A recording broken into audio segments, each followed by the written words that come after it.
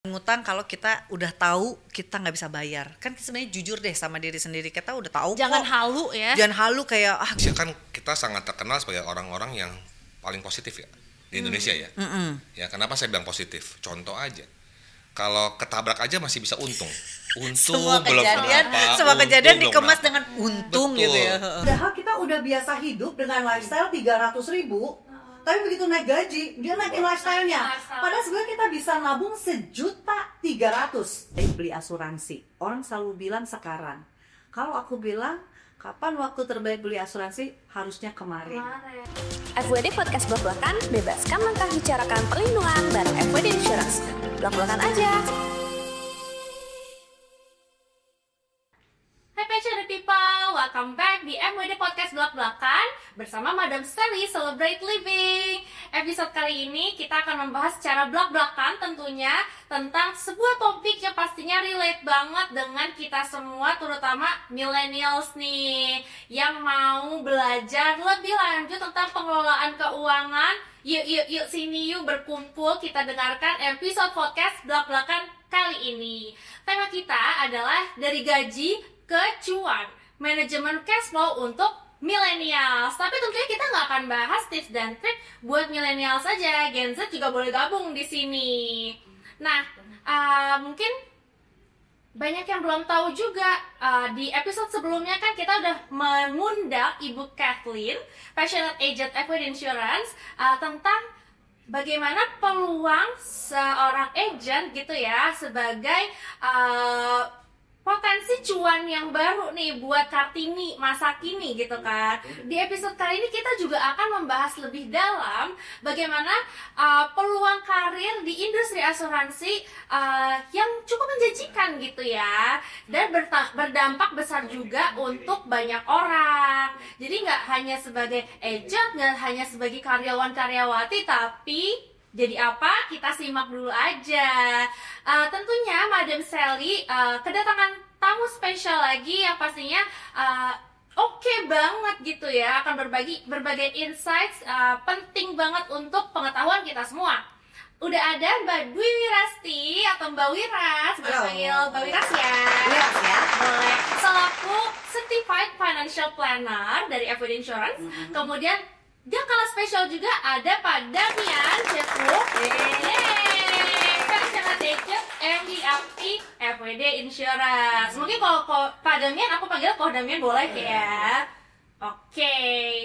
Nah, sekarang mungkin kita mulai sesinya dengan pengakuan dulu nih. Sini. Ayo kita jujur-jujuran gitu ya. Siapa di sini passionate people yang tanggal muda tuh ya, tanggal-tanggal gajian, tanggal-tanggal 25 gitu ya, itu hidupnya kayak sultan, CO, money, spend. Tapi begitu pertengahan bulan, waduh udah mulai keringetan tuh, mulai cewek-cewek nih bisa nyari. Jadi detektif juga. Iya, detektif. Cari yang paling murah. Diskon, bener. Siapa di situ yang kayak gini, jujur aja. Ayo siapa lagi di kolom komen? Di kolom komen silakan tulis siapa lagi. Nah, di sini kita akan bahas lebih lanjut nih, gimana sih cara mengelola keuangannya gitu supaya kita nggak mengulang kayak gitu terus. Habitnya kan hidup tuh seperti roda ya, berputar, kadang ada di atas, kadang ada di bawah. Gimana caranya biar kita bisa ada di atas terus atau di tengah-tengah lah? Mungkin dari Mbak Wira silahkan. Nah ini kadang-kadang nanti kodenya boleh tambahin juga ya, kan kita bergelut di dunia yang sama gitu ya, lebih ke edukasi untuk keuangan juga nih Madam. Jadi kadang-kadang mungkin aku karena sudah berumur ya, jadi bisa flashback kayak, ih gila ya dulu tuh gue terlalu boros nih hidupnya. Setelah sampai belajar, ternyata itulah pentingnya kita ngatur keuangan. Bukan jadi pelit, tapi jadi lebih prepare sama masa depan. Nah, jadi kalau orang Gen Z, bukan Gen Z lah, mungkin semua orang yang gajian merasa pada saat itu dia punya uang. Ya. Jadi dia merasa kayak dunia itu dia bisa miliki kan. Tapi lihat di atas tanggal 15, mungkin udah masuk tanggal 16, udah masuk tanggal 20, udah deh mulai melirik yang diskonan, atau makan yang tadinya ya taruhlah merek-merek yang ternama tuh, restoran-restoran yang mungkin Michelin punya, Michelin class, tapi terus akhirnya dia pindah ke basement gitu ya. Kantin karyawan Kalau gitu. karyawan Sebenarnya nggak ada yang salah ya. Tapi kenapa kalau sebenarnya kita gini loh, kadang-kadang orang Indonesia nih kok ya, kita punya gaji 1 juta, dia bisa nabung 300.000 per bulan, gaji 1 juta ya contoh. Terus waktu dia gaji 2 juta, dia nabungnya berapa? 600. harusnya tambah ya. Karena dia berpikir 300, 1 juta 300. Berarti kalau 2 juta gue 600. Itu yang bikin kita nggak kaya-kaya, alias kita nggak prepare. Padahal kita udah biasa hidup dengan lifestyle 300.000. Tapi begitu naik gaji, dia naikin lifestyle-nya. Padahal sebenarnya kita bisa nabung 1.300.000. Betul. Benar kan kok? Jadi dari 2 juta kita nabung 1.300.000 karena kita udah biasa kan hidup 300.000. Kenapa? Kita jadi aji mumpung gitu. Self rewards dong. Self reward dong, oke lah. Tapi kan sebenarnya kita bisa tambahin jadi 1 juta lah nabungnya, jangan pelit-pelit banget. Nah itu mungkin ya hari ini madam kita juga mau kulik juga gitu ya kok ya. Dan kalau saya boleh tambahin juga, kita padahal sebenarnya pas kecil dari sekolah pasti udah pernah diajarin juga ya. Benar. Kalau Bang ada Minggu uang lebih, juga harus nabung kan? Oh benar-benar. Nah jadi kadang-kadang udah tahu harus nabung, teorinya tahu. Tapi saat pelaksanaannya, Itulah yang nah, paling itu jadi masalah kan? Atau mungkin karena emang gak ada yang nge-reminder juga ya. Nah itu mungkin bagusnya podcast ini kan bagian daripada nge-remind generasi-generasi untuk lintas. mengajak lebih disiplin Aware. lagi. Jangan self rewards mulu ya. Mungkin godaan di luar sana jauh lebih keras ya. Iya. Oh, soalnya kan ada pepatah masa kini gitu kan.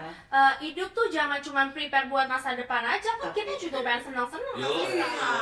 YOLO. Harus YOLO ya. Yolo gitu. Padahal tau nggak ada yang beberapa generasi bilang kumaha engke wae atau gimana entar aja ya kan. Padahal itu cara sial untuk kita bisa miskin di masa yang akan datang. No, Iya, jadi nggak boleh yang kumaha engke wae atau nggak boleh kayak gimana entar aja, tapi kayak lo mesti benar-benar prepare. Kan kayak orang bilang dulu diajarin kalau punya uang, kalau teori utamanya kan bagus adalah punya uang tabung. disimpan dulu baru selesai dipakai.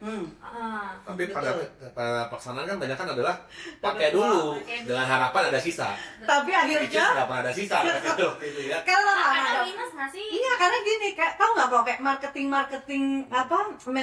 lulusan marketing itu mereka justru mengincar sisa kamu untuk dihabiskan. That's why ada yang namanya midnight sale, ya kan, year end garage Apalagi gitu. tanggal-tanggal kembar gitu ya, sebelah-sebelah. Ya. Itu udah desain bener, itu tuh emang udah by design kan kita udah keep gitu, hilang juga. Iya, kan setiap bulan pasti ada tanggal kembar ya. 1, 2, 2, 3, 4, 1, 2, 4, sampai 12. Harbolnas ya, hari Neraca Manusia. Kapan nabungnya, kapan mengelola keuangannya betul nih. banget. Tapi kan sebenarnya kalau aku melihat tren di sosial media gitu ya, banyak banget sekarang muncul certified financial planner yang punya big account gitu untuk mengedukasi tentang keuangan.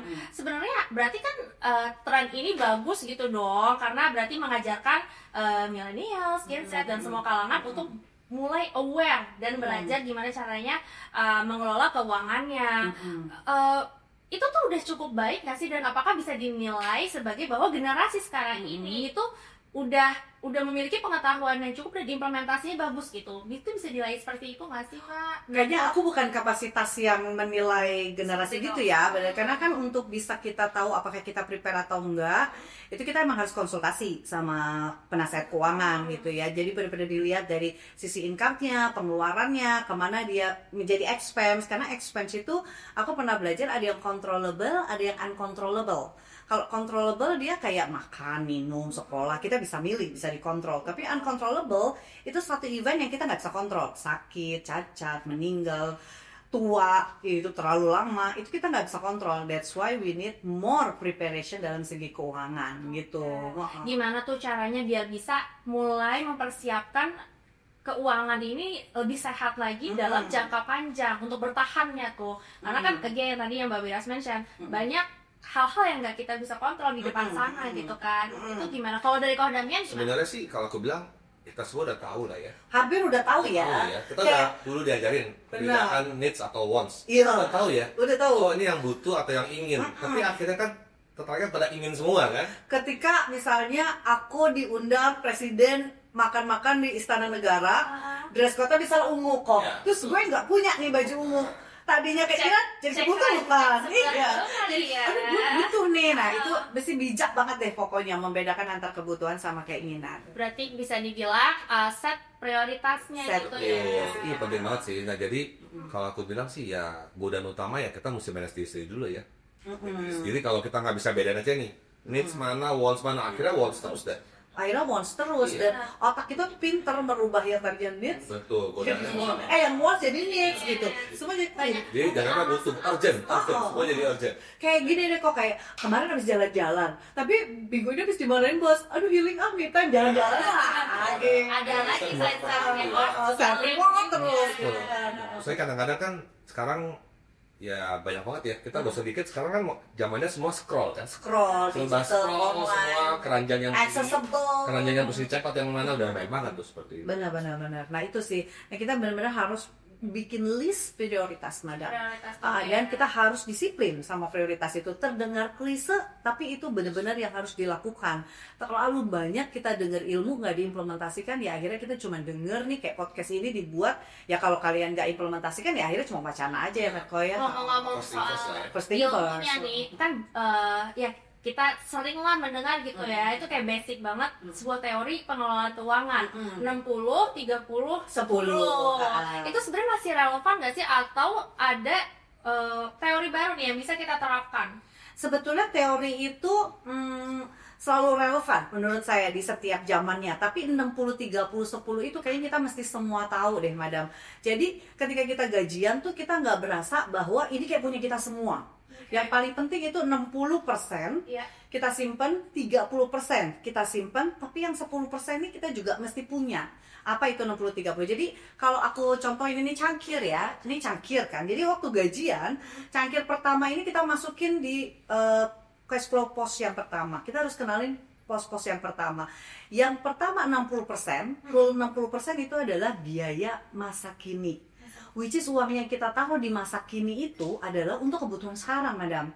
Jadi kayak buat sekolah anak, beda sama kuliah ya. Kuliah itu kan in the future, jadi itu uang masa depan. Tapi kalau yang masa kini, yang sekolah hari ini, makan, minum, cicilan, gaya hidup. Nah, orang Indonesia tuh termasuk yang senang ngasih orang tua kok. Ya. Jadi masuk juga ke masa kini, itu expense saat ini. Tapi dia tidak boleh melebihi 60%. Wow, Ya dong. Jadi kalau kamu cek dari gaji kamu udah lebih 60% nggak sehat. Nah terus 30%-nya itu masuk ke cash flow untuk pos masa depan. Nah pos masa depan itu kayak misalnya nanti kamu mau pensiun, atau kamu mau bikin usaha, atau kamu mau sekolahin anak yang in the future kayak sekolah, kuliah. Karena kuliah itu juga uang masuk saat ini, nggak bisa dibikin plan untuk masa depan karena kan ada inflasi. Nah, that's why makanya orang simpen instrumennya bisa di saham, atau di emas, atau di properti yang ada kemungkinan harganya naik. bisa naik. They call it is saving, which is kalau pribadi opinion aku tidak selamanya benar. Karena saving itu kan kayak misalnya saving kadang-kadang kita simpen dengan berharap kita ambil. Nah, kalau ini memang kita alokasikan untuk masa depan. Dan ini minimal 30%. Kalau tadi maksimal ini minimal. Tuh, Nah, including di masa depan ini atau? betul. Nah, ini jadi kadang-kadang biasanya gini, ketika dia sakit, kan kita tadi udah 60, 30. Ya. Ada 10 nih kok. Jadi, waktu dia sakit, masuklah dia rumah sakit. Dia berpikir kayak, oh tabungan gue nih yang bayar. Iya. Dia ambil uang dari mana? Tabungan masa depan. Gak boleh. Kan itu memang udah alokasinya masa depan. Mengganggu cash flow kita masa depan. Atau misalnya gua ambil aja dari uang masa kini, nggak bisa karena itu kan udah punya cash flow untuk masa kini. Makanya dari 60, 30 ini kita harus punya safety net 10% aja dari income. Nah, berupa apapun. Nanti itu kita sebutnya itu adalah proteksi, perlindungan. Perlindungannya berapa, besarnya apa produk yang harus saya beli. Nah, sebaiknya Anda diskusi. Nah, diskusi kepada siapa? Kepada financial consultant atau belak-belakannya, ini kan belak-belakan ya. Belak-belakannya kita bilang agen asuransi. Jadi Gen Z, milenial, gen apapun mulai sekarang nggak usah alergi amat kalau bikin janji temu sama agen asuransi. Toh kalian tuh ya kan kok? Justru manfaatkan aja kali Iya, ya. bisa konsultasi gitu. Jadi jangan alergi, kan ilmu bisa datang dari mana aja. Nah, salah satu kokoh yang ada di sebelah kiri saya ini profesinya kan financial advisor. Kalau gue tambahin juga kan kita kayaknya nggak punya kebiasaan buat nulis ya. Kita keluarinnya apa aja. Benar. Jadi kita nggak pernah tahu tuh. Tahu-tahu uangnya habis aja. Itu kayak accounting enggak kan? Kita Benar. itu satu habit yang mesti dibangun juga ya. Iya. Kita uang punya gaji contoh let's say 10 juta lah misalkan. Terus kebutuhannya buat apa aja. Jadi kan Wira sudah ceritain tuh harus ada pos-posnya. Dan pos-posnya kita belum mesti catat ya. Oh bulan ini kita tahu nih, banyak habisnya buat check out di mana, buat beli apa. Jadi kita tahu next ke depannya kita bisa perbaiki dari sana seperti apa. Ini habit sih sebenarnya. Jadi kalau 60-30-10 kalau kita udah tahu teorinya, kan kalau kita ada disiplin jalan ini ya percuma juga. Jadi kalau tadi Madam tanya teori yang baru atau udah lama, menurut aku semua teori itu tetap relevan ya kok ya. Masalahnya waktu kalian dengar, kalian implementasikan atau enggak gitu. Disiplin, benar, konsisten. Benar. Berapa banyak kalian ikut kelas financial literacy? Berapa banyak kalian nontonin YouTube dari berbagai disiplin ilmu atau expertise? Tapi kok gini-gini aja, tadi kan kayak PR-nya di kita-kita juga karena nggak disiplin. Ada satu film dulu Job karena dia sangat shopaholic gitu.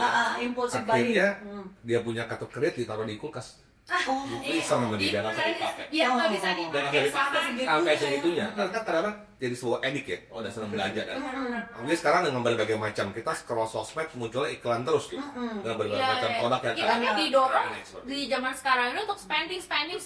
Kamu tau nggak, Madam? Dulu tuh kayak nggak mau belanja, taruh di kulkas atau digunting kartu kreditnya. Sekarang pay letter in everywhere kan? Terus ada gini, udah aku di rumah aja, nggak mau kemana-mana karena takut belanja. Hey, rebahan juga, set, Apalagi kalau midnight gitu kan ya, sebelum tidur nggak bisa tidur, gabut, buka handphone, wah gawat. Jadi udah, pokoknya emang kalau ditanya teori yang paling relevan, kamu belajar dari berbagai literatur, tapi PR-nya kamu harus disiplin. Disiplin ya, oke. Udah banyak banget nih yang mengalir pertanyaan-pertanyaannya nih ya dari passionate people, tapi kita bahas satu-satu dulu ya. Nah, kalau tadi itu kan kayaknya sebuah teori yang bagus gitu ya secara idealnya untuk diterapkan, ada pos-posnya. Tapi gimana kalau misalkan pendapatannya tuh pas-pasan, boro-boro mau nabung buat masa depan, buat masa kini aja, aduh susah banget kayaknya. Tapi emang benar, Madam. Aku tadi ngajarin 60-40-10 ya kan, itu mengatur keuangan cash flow. Ya sebetulnya itu bisa diterapkan asal uangnya ada. Uangnya ada, apa yang modal, apa yang pos-posin sedikit buat yang utama dulu. Iya, itu udah pasti. Nah tapi gini teman-teman, jadi kan kayak either kok kita punya income, keluarin expense, jadi saving, kemudian jadi kesejahteraan kan, diimprove atau diakumulasikan gitu kan. Nah masalahnya sekarang nggak cukup nih duitnya, berarti kan pilihannya dua, either kamu mau naikin income kamu supaya cukup, atau kamu turunin expense. Yang mana tadi expense itu aku udah kasih clue bahwa ada expense yang bisa dikontrol, ada expense yang nggak bisa dikontrol. Nah tapi kita punya mungkin kodamnya juga bisa share ya. Mungkin dulu Koko juga kan mengalami evolusi ini kan. Kita sebenarnya bisa tambah income kan, betul. Karena yang kadang gini, makanya orang ada bilang ada rumusnya kan dari Einstein tuh bilang MC kuadrat. Gaya berbanding lurus sama kanan ya. Jadi jangan banyak gaya kalau kanan terlalu banyak seperti itu. Jadi sebenarnya orang yang banyak gaya itu sebetulnya banyak kanan juga. Nah, jadi ujung-ujungnya saya bilang ya memang harus mau perbaiki gaya hidupnya lah kalau memang penghasilannya memang terbatas. Ya karena kalau gaya hidup kan diikutin sampai kapanpun nggak bisa habis. Ini kayak kita di sekarang ini Indonesia lagi euforia iPhone 16 ya, 16. Iya dong. Nanti bakal bulan lagi udah keluar iPhone. Udah ganti lagi. Gitu kan. Ada habis. Kalau tuh seperti itu kan, akhirnya nggak bisa habis. Nah jadi mungkin kalau misalnya emang teman-teman mau nggak ada yang bisa di saving atau nggak bisa dibuat proteksi, ya emang you have to think again, rethink gitu ya, kayak gue nih mesti apa. Aku pernah ikut salah satu dari sebutlah namanya Safir Sainluk ya, salah satu financial planner juga. Dia bilang being a generalist. Jadi kayak zaman sekarang tuh kamu boleh kok punya pekerjaan lebih dari satu, boleh kok kamu dapat income lebih dari satu gitu.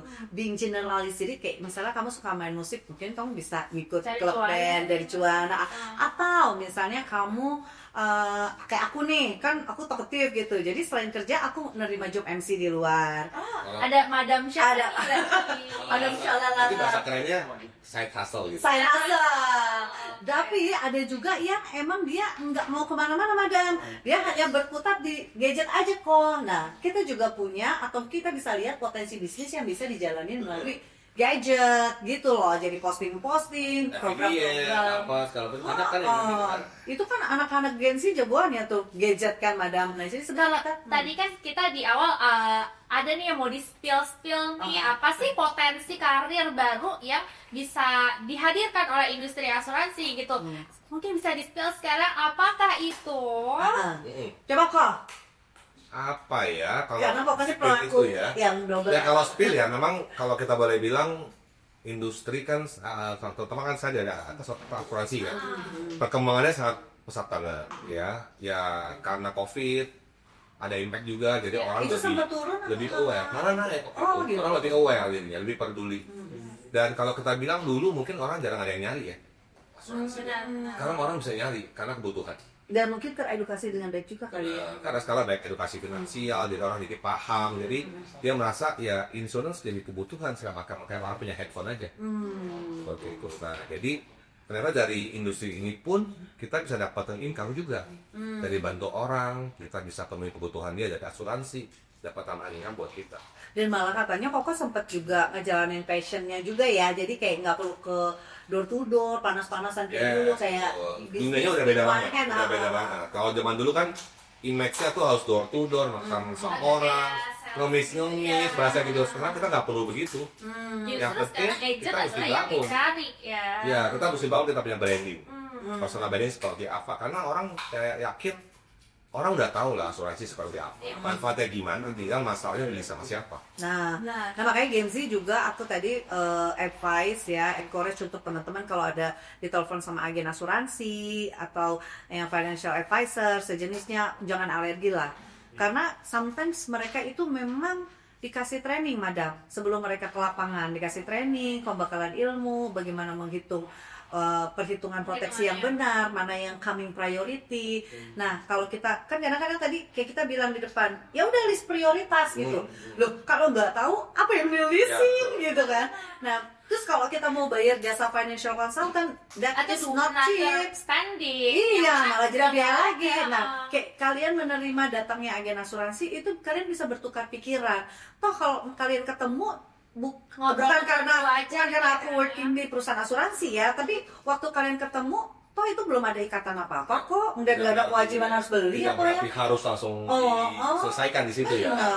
Nah, tapi yang paling penting adalah kalian ceki dulu lah profilnya si agen. Di open aja Di gitu. open, terus kayak, oh ini kayaknya udah berapa tahun join, supaya kalian juga nyaman nih kalau mau konsultasi gitu. Macam. Dan sekarang kan informasi bisa dapat dari mana-mana kan. Iya, Jadi benar. kita nggak perlu khawatir buat dapat informasi semuanya kan.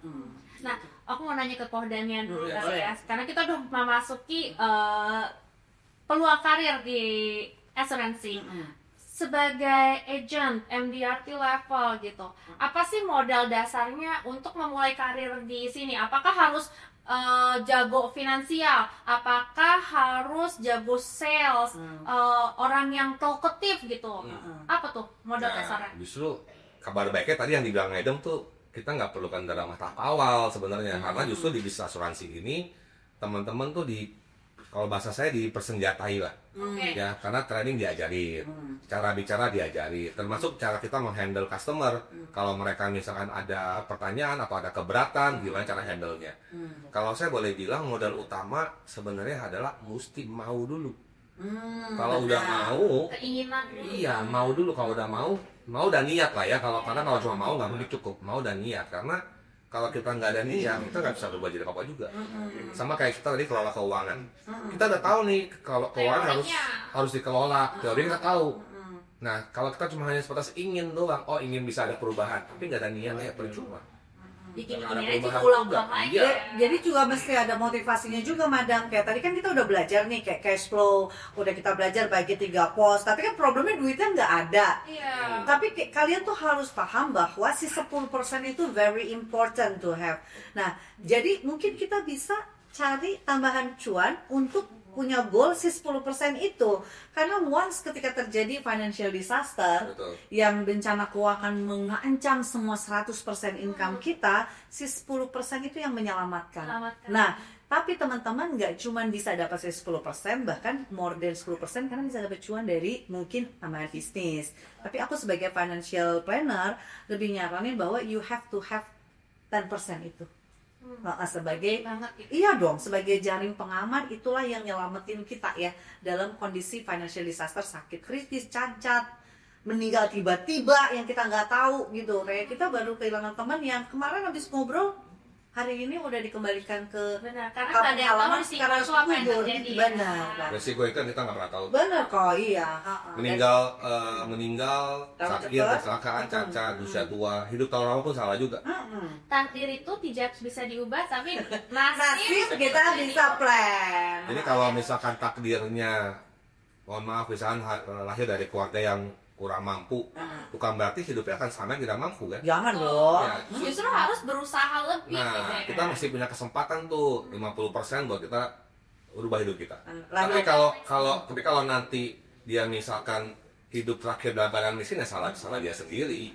Karena kita udah kasih peluang buat dia kan. Iya. Oke, tadi Mbak Wiras berkali-kali mention bahwa 10% ini harus dipenuhi untuk proteksi gitu ya. Nah, yang mana kita tahu nih bahwa proteksi ini banyak banget macamnya. Secara belak-belakan kita bilangnya adalah produk asuransi ini banyak banget nih jenisnya. bener. Mulai dari kesehatan, critical illness, asuransi jiwa, and then ada juga unit link gitu. Jadi gimana sih sebenarnya Pak Ko Damian cara menentukan ini yang mana sih yang harus kita miliki dulu, apalagi kan sebenarnya sebagai karyawan kita punya BPJS, Iya. kita ditanggung kantor. Penting nggak sih untuk punya asuransi lagi gitu, dan apa yang harus dipilih? Ya kalau menurut saya sih itu sebenarnya kita bisa bikin satu cara namanya perlindungan berlapis Iya. rasanya. Nah, cara pertama yang paling basic yaitu adalah mengenai kesehatan. Karena kita nggak pernah tahu tuh kapan kita bisa sakit dan segala macam. Iya. Nah, bersyukurnya mereka teman-teman yang karyawan kan mungkin di cover sama kantor, ada BPJS, tapi sekali lagi di cover sama kantor kan pasti ada limitnya, ada tiringnya, ada kriterianya. Levelnya apa nih? Kalau levelnya staff dapatnya berapa, levelnya manajer, levelnya direktur dapatnya berapa, kan beda-beda. Nah, sehingga dikhawatirkan kalau namanya sakit dia kan nggak bisa milih. Oh, sakit ini bukan hanya buat kalangan staff, sakit ini aja buat kalangan direktur, kan nggak bisa begitu ya. Nah, bisa jadi sakit yang mestinya kalangan direktur karena sama staff. Ini mahal juga. Betul nggak? Nah, jadi itu kenapa saya bilang basic pertama harus punya asuransi rawat inap. Jadi dia kalau sampai yang perusahaan kasih, paling tidak kalaupun kurang udah ada backupnya, ada cadangannya di sana. Dan itu kan limitnya pasti harusnya lumayan besar. Nah, kalau udah ada yang pertama seperti itu, basic banget. Terus kita baru bicara yang nomor 2, yaitu asuransi penyakit kritis. Kalau saya biasa lebih senang bilangnya ini adalah income protection atau income replacement. Kenapa tuh disebut income? Kenapa begitu? Karena gini, orang sakit dirawat di rumah sakit. Iya. Saat keluar dari rumah sakit, banyak kemungkinan. Pertama bisa jadi dia udah sembuh total, Iya. bisa kerja lagi. Iya. Yang kedua setengah sembuh, masih harus rawat jalan, belum bisa kerja lagi. Butuhnya Yang ketiga, keluar dari rumah sakit udah sakit selamanya nggak bisa kerja lagi. Yang pertanyaan adalah life must go on kan? Iya. Dia mesti hidup dari mana? Nah, di saat itulah yang tadi saya bilang income protection atau income replacement bekerja di sana. Karena dapat sejumlah lamsam. Nah, setelah itu didapatkan, baru kita bicara nomor 3, asuransi jiwa. Karena asuransi jiwa lebih cenderung untuk kita wariskan buat legacy kita kepada keluarga, iya. jadi buat menjaga biar jangan sampai kalau tiba-tiba ada panggilan mendadak ke alam lain, ya seperti itu. Harus hadir. Ya harus hadir kan. Karena udah dipanggil. Paling tidak kan keluarga yang ditinggalin itu standar hidupnya tidak turun. Jadi kadang-kadang kalau sering orang dengar bilang quote, sebenarnya kita beli asuransi bukan buat kita yang akan pergi, tapi buat yang ditinggalkan, ya tetap hidup dengan kondisi yang layak. Nah, Oke, terus melanjutkan lagi nih, again ya, permasalahan sekarang tuh adalah gimana caranya punya yang lain, spending yang lain gitu. Kalau misalkan kita aja tuh pas-pasan, belum lagi yang sandwich generation. Nah, gini kayaknya juga tadi aku bilang apapun teori daripada financial literacy, sebetulnya kalian mau belajar dari berbagai disiplin ilmu, santai aja, boleh aja diterapkan. Yang masalah terpenting adalah pastinya kita harus konsisten sama disiplin sama ilmu tersebut. Dan aku mengutip nih ya salah satu dari Indonesia Millennial Report itu tahun 2024 Madam. Nah jadi di situ dibilang bahwa generasi sekarang itu lebih banyak spend untuk spend masa ini, iya kan? Sehari-hari gitu ya. Dan mereka tuh kayak semua pendapatan dihabiskan untuk kebutuhan dasar. Nah, tetapi kabar baiknya ada 38% juga yang udah mulai sadar bikin cash flow yang mungkin seperti yang aku bikin tadi, mulai mencatat mana pengeluaran, pemasukan. Nah, itu berarti kan kita punya harapan bahwa ada generasi yang mulai tergugah. Jadi aku senang banget ada podcast kayak gini, sehingganya kita ini kan ditonton hampir di seluruh Indonesia pastinya. Mungkin sampai ke luar negeri, global ya kan. Nah, jadi ini bagian daripada edukasi. Ayo, kalian harus masuk di 38% atau mungkin bisa menciptakan rating baru nih nanti di survei baru jadi 2025 ini. 2025 naik.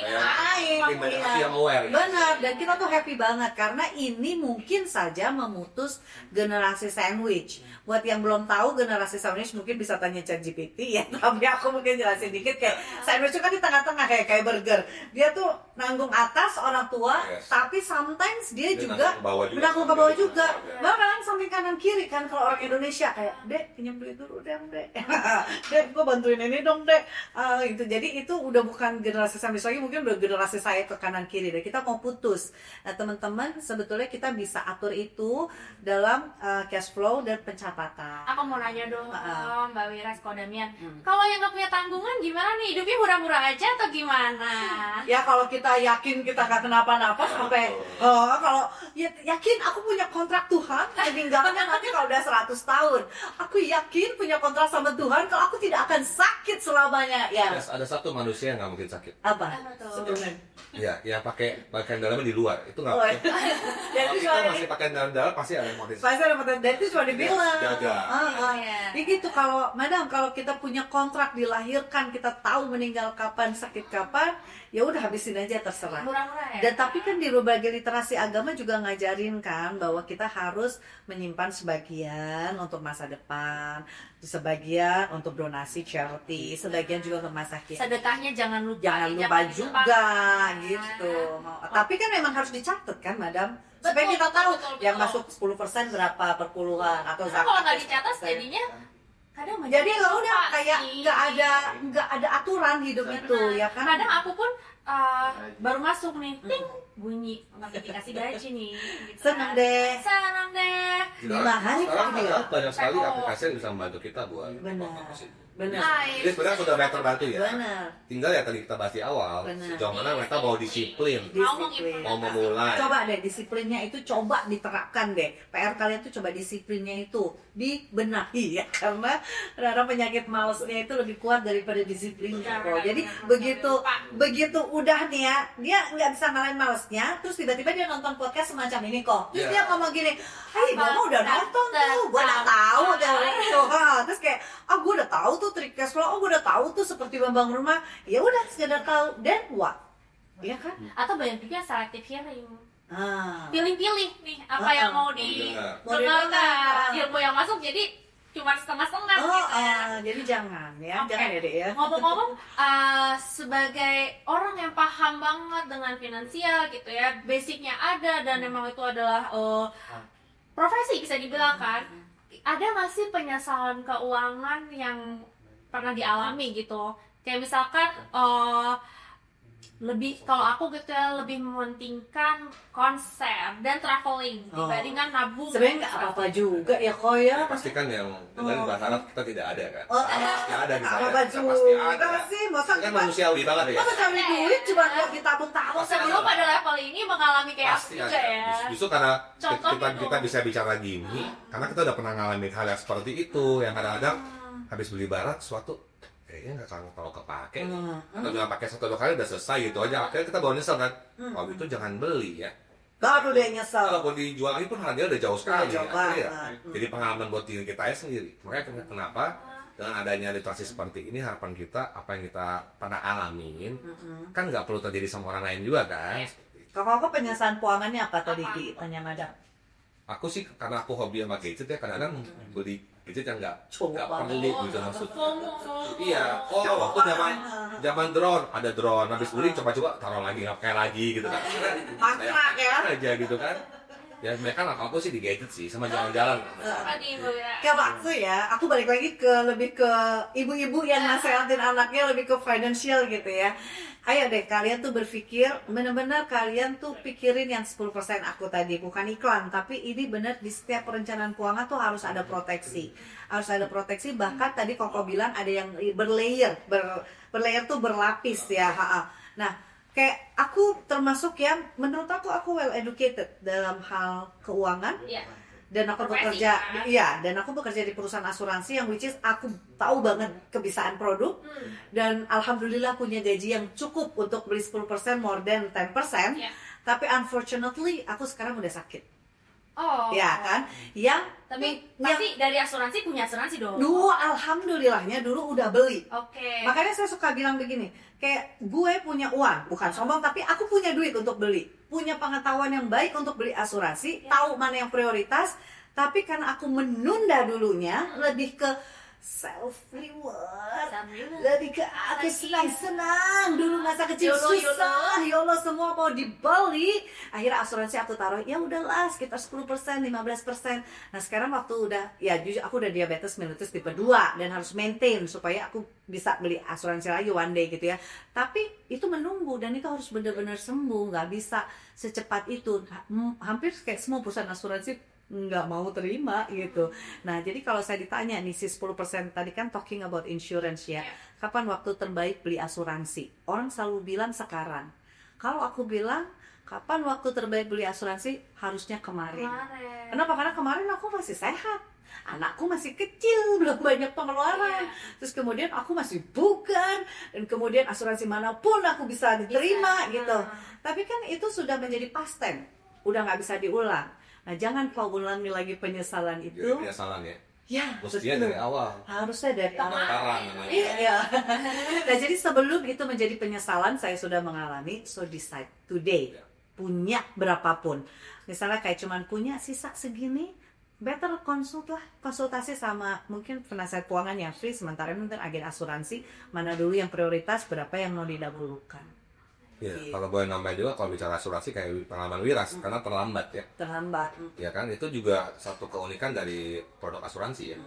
Karena kalau orang lain biasa kan orang punya uang bisa beli apapun. Benar. Tapi kalau asuransi mau punya uang berapapun kalau kondisinya nggak layak diasuransikan nggak bisa beli. Nggak bisa.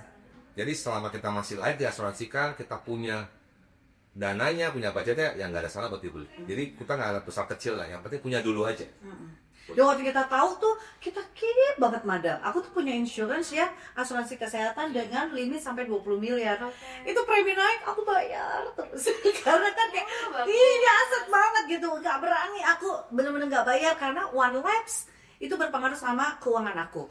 Sampai aku masuk rumah sakit, dan itu berulang, dan aku harus bayar sendiri. Saat itulah 3 cash flow kita bener-bener nyata terganggu, bener sangat itu. berpengaruh berarti ya. And I talk to you guys as a mom. Jadi aku bilangin semua nih Gen Z, anak-anak yang umurnya di bawah aku, ngomong sebagai seorang ibu yang benar-benar ngasih nasihat. Karena jangan sampai kayak kalian ngalamin aku baru ya nyesel di belakangan. Dan yang pasti yang namanya penyesalan tuh paling nggak enak ya. Ya kan, karena Iya. segala sesuatu sudah terjadi. Sudah terjadi. Kalau kita masih, dan masalahnya waktu nggak bisa diputar tuh. Benar. Kalau waktu bisa diputar kita masih bisa perbaiki ya. Benar. Kita beli yang ini, beli yang itu. Nah, Kan tadi ditanya penyesalan. Ya betul. benar, ini benar-benar Jadi penyesalan, kadang-kadang madam. ya harapan kita adalah mereka dengar podcast ini nggak harus ngalamin yang kita alamin kan. Kan Correct. orang bilang di luar sana banyak orang bilang cara belajar yang terbaik adalah learning by doing. Learning Nah by kita doing. nggak berharap teman-teman harus learning by doing dengan telat beli proteksi ya. Jangan Yang ya. lain boleh learning by doing, yang ini nggak boleh Tapi yang learning by ini, doing yang ini. learning Jangan by sampai. experience. Other experience. Other ya, experience, seperti itu. iya. Gitu, Oke. madam. Terus ada lagi nih tren zaman sekarang tuh adalah liability disguised as asset gitu. Ini contohnya adalah kayak hutang-hutang yang bersifat konsumtif gitu. Ya. Padahal kan yang kita tahu secara teori lagi, kalaupun harus berhutang itu kalau bisa penggunaannya untuk hal-hal yang produktif gitu. Contohnya tuh kayak credit card gitu kali ya. Terus ada juga kan zaman sekarang pinjol. Nah itu apa ya? Gimana sih hal ini bisa terjadi dan cara penanggulangannya tuh gimana? biar nggak ada kata penyesalan lagi di antara kita. Nah kalau di ilmu keuangan juga dibilang ada hutang baik, Ya. ada hutang jahat. Nah hutang jahat itu kalau kita abisin emang pure utang karena gaya hidup. Bahkan kadang-kadang sekarang kan kayak tiba-tiba nonton YouTube nih kok keluar Anda butuh uang tunai? Iya. Ini atau nggak bisa gini, cek deh nomor handphone kamu, berapa sih pinjaman yang bisa kamu dapat. Hati-hati guys, jangan gampang banget kejebak yang kayak gitu-gitu. Nah balik lagi kita harus tahu prioritas. Kalau emang kita utangnya akhirnya buat buka usaha dan akhirnya kita bisa dapat cuan dari situ, nggak apa-apa. Tapi juga benar-benar harus dihitung secara teliti supaya kita akhirnya nggak kejebak sama hutang yang akhirnya nanti nambah beban. Betul. Jadi kalau emang kita belum ngerti ya belajar. Kalau dan sekarang kan banyak ya kok ya kayak aplikasi atau Banyak, iya kan literasi tanya Betul. GPT, tanya Cici, tanya Iya. Vivi, siapa Contoh aja kayak kartu kredit ya. Sebenarnya kan itu kan sekarang udah sangat umum lah orang punya kartu kredit. Itu kalau memang bisa digunakan itu sebenarnya bisa membantu juga buat kita ya. Asal tahu cara caranya. pakainya. Iya, gitu kan ya. betul. Ada tanggal-tanggal kita jadi bisa membantu kita memperpanjang masa bayar. Tapi yang jadi masalah kadang-kadang kebablasan pas bablasan, dipakai. Akhirnya itu FOMO. ya kebutuhan buat lifestyle lebih mendorong dia buat make. Tapi emang rata-rata emang gara-gara lifestyle sih itu Ya. apa namanya? Godaan banyak banget Benar sih yang zaman membuat sekarang. kita tuh kejebak dan akhirnya kayak terkungkung sama gajian bayar utang, bayar utang. Beresin dulu utangnya. Itu cycle yang never ending gitu ya kayaknya. Kalau ya. aku bilang itu lingkaran yang mematikan kali ya, Betul, kayak lingkaran makanya. setan yang Mari kita mematikan. putus lingkaran Harus diputus itu kayak Oh, sekarang oh, godaan oh, banyak kayak contoh. Dulu kayaknya buat pinjaman sulit banget ya.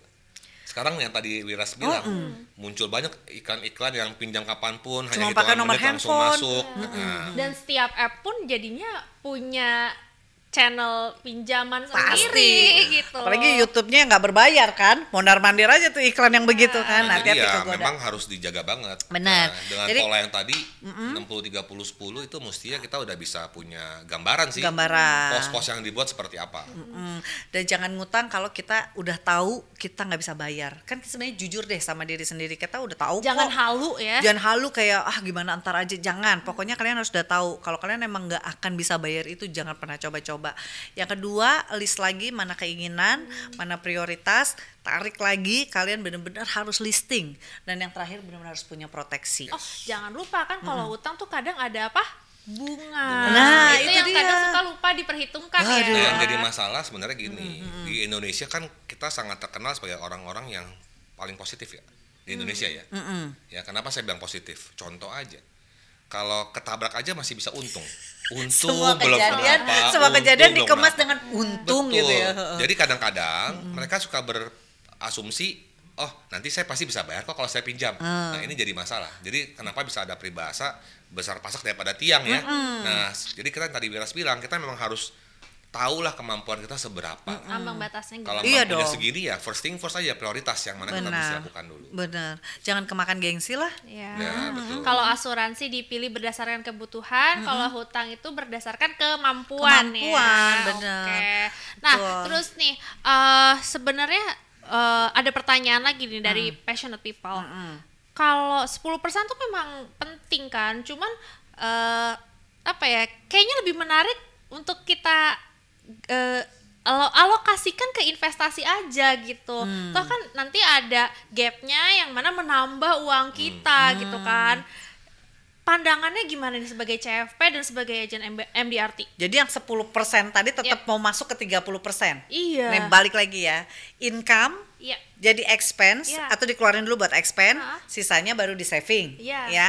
Saving diakumulasikan menjadi aset. Ha-ha. Ingat, expense ada dua hal, yang bisa dikontrol sama tidak bisa dikontrol. Kalau kamu sampai ketemu yang tidak bisa dikontrol, kamu akan menarik yang namanya uang tabungan yang sudah kamu kumpulin. Masa nggak mau sih kok Betul. kalau sakit dibayarin sama pihak lain? Kan itu kan proses memindahkan resiko kan, benar nggak sih? Kok kan kita udah belajar juga ya, Ya. cara terbaik menangani resiko, satu kita hindarin. Nah kalau sakit kritis emang kita bisa hindarin. Dua, nggak bisa sih. kita kendalikan dengan cara mungkin minum obat, olahraga, tapi seberapa bisa kita konsisten, ya kan? Kenapa kita nggak pilih yang satu memindahkan resiko itu? Jadi kita pindahin dari kita nih taruh resikonya ke lembaga yang bisa bayarin. Dan jangan lupa ketika kita mengalami penyakit gitu ya, seperti kata Ko Damian tadi, belum tentu kan setelahnya kita sembuh total gitu ya. Benar. Jadi sebagai apa kok tadi 3-layer protection kan? income replacement ya. Yes, income replacement. Oh ya, income Dan replacement. kalau saya boleh tambahin gini, kalau tadi bicara ya semua manusia saya rasa di belahan bumi manapun sama lah ya. Pasti pengen dapat keuntungan. Pasti Makanya dong. banyak orang senang investasi. Nah, yang jadi pertanyaan adalah sifat dasar investasi kan orang harus tahu. Namanya investasi ada namanya potensi kan? Potensinya tidak bisa ada untung. kepastian, Iya. benar. Potensi bisa rugi. Nah, kalau dia untung nggak jadi masalah. Tapi kalau rugi seperti apa? Tapi siapa yang bisa jamin kok? Nah itu dia, makanya kalau saya boleh saran, biasanya yang tadi paling mendasar yang udah kita bahas dari awal, proteksi adalah yang paling utama tuh. Nah jadi kalau kita punya budget, beli proteksi, ada lebih kita baru tabung. Saving, benar-benar saving. Karena saving kita butuh buat dana darurat. Nah kalau dari saving tersebut ada kelebihan, itu baru kita investasikan. Jadi kalau sampai terjadi apapun, investasi tersebut nggak mengganggu kita punya saving, Iya. nggak mengganggu kita punya proteksi. Itu basicnya. Tapi yang terjadi itu kan namanya PSI ya, protection, saving, investment. Oke. Tapi yang terjadi orang terbalik.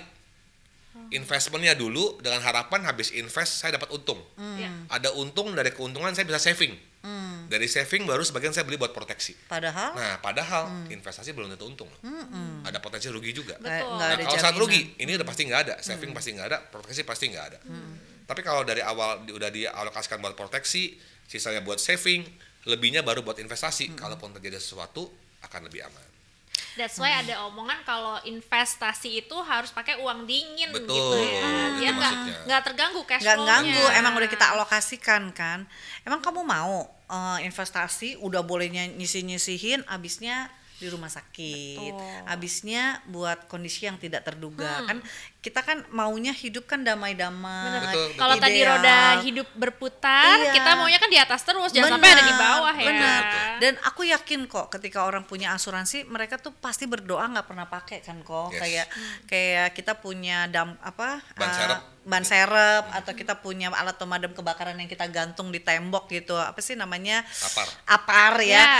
Apakah ketika digantung di tembok terus kita bilang gini, aduh udah lama nih apar nggak pakai kali gitu. Terus kebakaran, nggak mau, Amit ya. nggak mau. Jadi sebetulnya itu memberikan nilai yang nggak terbayar karena kita punya ketenangan untuk bisa cari duit terus, Celebrate living. celebrate living gitu. Karena bebaskan kamu celebrate living, tapi ada proteksi yang udah menanggung kalau terjadi resiko sama kita. Itu cuma 10%. Kenapa sih ngotot banget ke 10% proteksi? Karena ini harus diingetin terus, Karena Madam. tadi ya balik lagi bisa berantakan cash flow-nya Iya. kalau 10% ini nggak ke cover. Benar, karena Dan untuk kok. lagi pula yang diminta cuma 10% kan? Iya, Tidak 90%. Tapi 10% itu bisa buat mengcover 90%. semuanya benar. Jadi orang tuh kadang-kadang yang 40% nggak usah diajarin, pasti otomatis dia Betul. melakukan. 30% orang sekarang udah melirik investasi. 10% ini bagian kami-kami inilah terus Ya. yang mengedukasi gitu supaya tingkatkan terus awareness. tingkatkan terus awareness gitu. Nah, ngomongin potensi di asuransi gitu ya, selain untuk proteksi tadi kan sebagai side hustle Betul. juga bisa gitu Iya. kan. Kalau menurut Ko Damian gitu sebagai passionate agent gitu, apa sih menariknya profesi agent ini buat milenial, buat Gen Z? Ada nggak sih opportunity-nya nih untuk Gen Z gitu misalkan?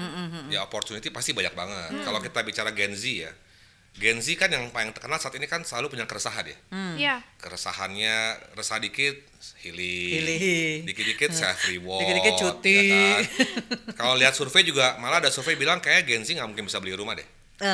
Ya, Karena? ada penelitian seperti itu kan, karena harga rumah naik terus, sedangkan mereka habis uangnya buat Uang masak yang ini kayak terus gitu, ya? uang masak ini terus. Nah, jadi kan tadi kan Wira sudah bahas di awal, kalau misalkan cuma dua kemungkinan, kita turunin gaya hidup atau kita naikin kita punya income. Nah, kalau turunin gaya hidup kayaknya biasa susah ya. Kalau gaya hidup udah naik, susah turun tuh biasanya Nggak itu mau, ya. nggak mau. Nah, sehingga ya solusi yang bagus adalah naikin income. Nambahin income ya. Nah, good newsnya adalah saat ini profesi agen asuransi jadi salah satu profesi yang bisa menghasilkan income yang besar. Kalau mungkin kita bicara 20 tahun lalu, mungkin orang kalau di bank lihat agen asuransi mungkin khawatir karena dianggap income-nya nggak pasti. Tapi dengan kondisi sekarang orang lebih aware tentang asuransi, malah berbeda. Bisa dicek deh. agen-agen asuransi SPT-nya berapa Oh nilainya iya, ya. bayar pajaknya aja udah berapa Nah, ya seperti kan? itu. Nah, tapi yang saya ambil nilai bagus buat Gen Z adalah kan Gen Z terkenal dengan mau kebebasan. Ya. Maka ada istilah YOLO, ya celebrate living juga. Kalau ini emang kalau Damian kerja gitu ada waktu gitu-gitu nggak sih yang Nah. kayak mesti ngantor jam berapa gitu kalau? Nah, itu dia, itu uniknya. Di asuransi kita kan nggak 9 to 5 ya. Ya kalau mau 9 to 5 itu pilihan kita. Tapi kita ada kebebasan buat memanage kita punya waktu. Beda. Fleksibel jadinya. Flexible time. Iya, Nah, cocok kalau biasa dong kan berarti, manusia kan paling nggak suka diatur-atur sebenarnya. Correct. Kalau sekarang memilih jadi karyawan ya nggak ada pilihan. Mungkin karena itu ya, memilih benar-benar. ke arah situ. Belum tahu kali ada potensi Yes. karir di Jadi dengan adanya kelebihan seperti flexible time, terus kemudian juga dia nggak perlu background terlalu banyak, harus bisa apapun, ya kan? Karena di profesi agen asuransi itu semua diperlengkapi. Teman-teman nggak bisa ada trainingnya. Ya, Jadi baik nggak dalam dilepas hal- sembarangan gitu ke nasabah jelasin gitu. enggak ya, harus Nggak ada kali ya. Aku juga pengen Betul. tahu sih. Jadi, ha. Background-nya jadi ya. itu ada dipersenjatai lah bahasa Oh, saya. oke. Jadi teman-teman nggak usah khawatir, tapi memang butuh satu hal yang paling basic tuh, yaitu mesti mau dan niat dulu. Kalau udah mau dan niat, berarti udah siap dibentuk lah dalam arti gitu. Dan Ada tips and potensi triknya nggak income-nya sih? juga. Potensi kamu gimana? Potensi income-nya tuh kalau bahasa saya mungkin terdengar terlalu muluk ya, tapi ya langit batasnya. Oh tergantung gitu. Kita. Kalau kita kerja kan ada yang menentukan kita punya income, Iya, yaitu atasan kita. Iya, benar. Dan kalau kita mau berkarir juga kan makin ke atas pasti makin tinggi income-nya. Tapi masalahnya kursinya makin sedikit. Nah, kalau di profesi agen asuransi semua tuh dibebaskan buat teman-teman. Karena yang dilihat adalah siapa yang paling rajin melakukannya lah.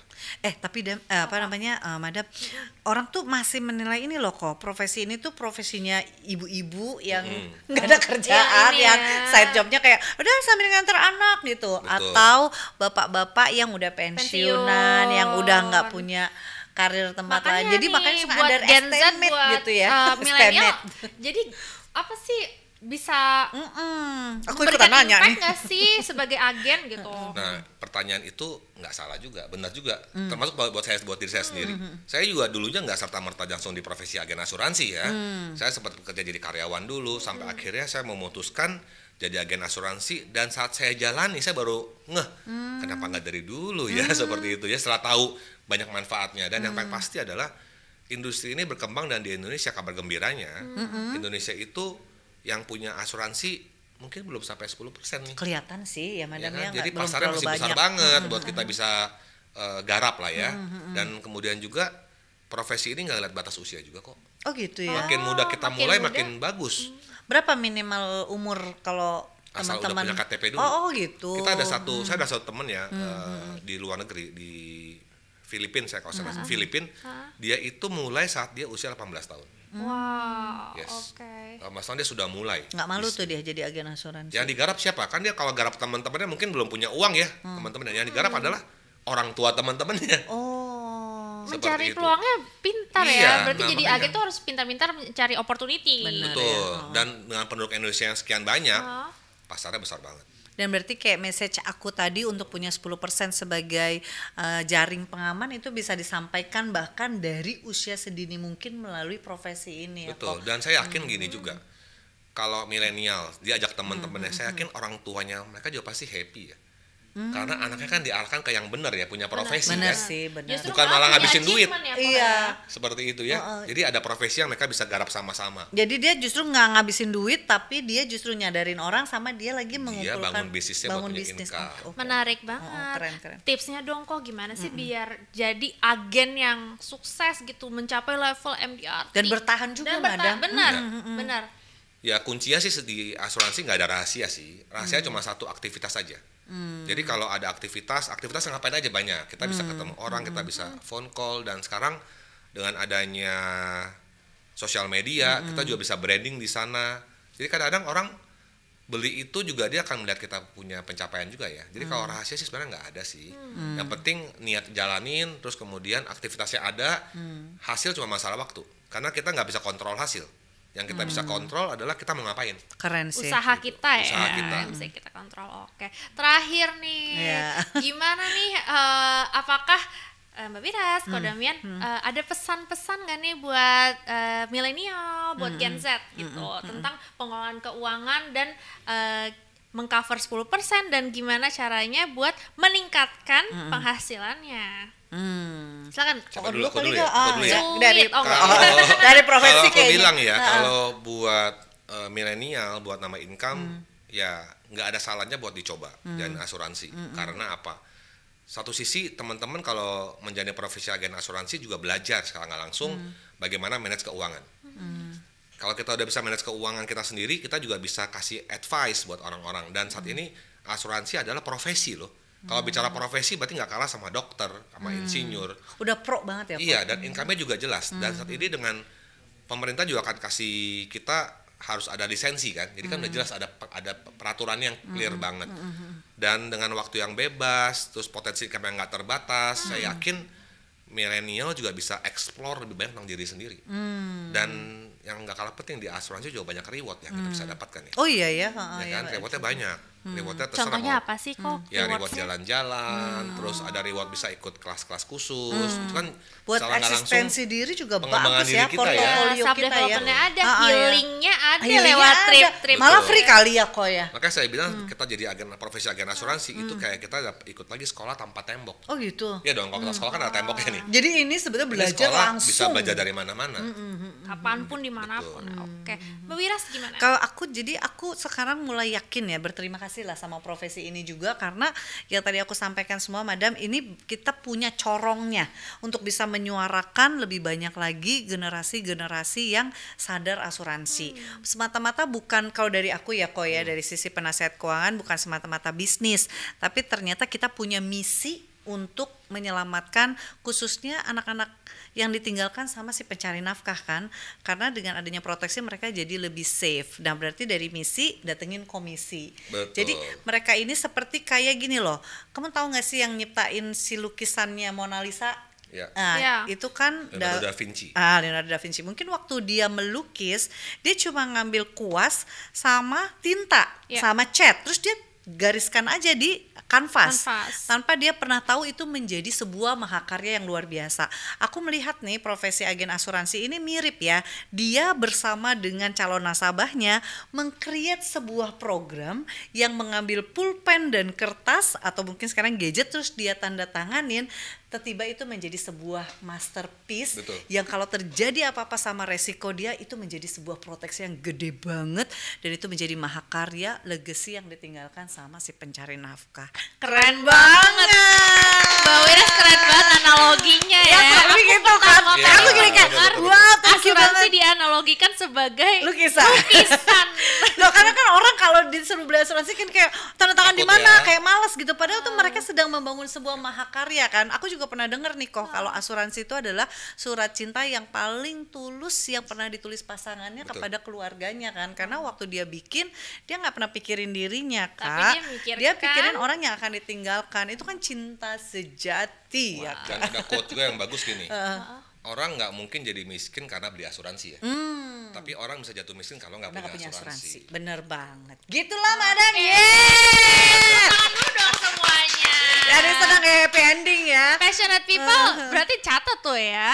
Dan diimplementasikan juga ilmu-ilmu yang udah di-share sama Mbak Wiras dan Ko Damian. Benar. Thank you banget Ko Damian, Thank Mbak you. Wiras. Thank you juga. Insight-nya banyak banget dan menarik banget gitu ya.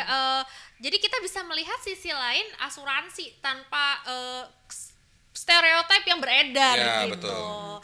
Nah, passionate people, segitu aja episode FWD Podcast Belak-Belakan kali ini. Thank you banget sudah stay tune di YouTube FWD Insurance Indonesia.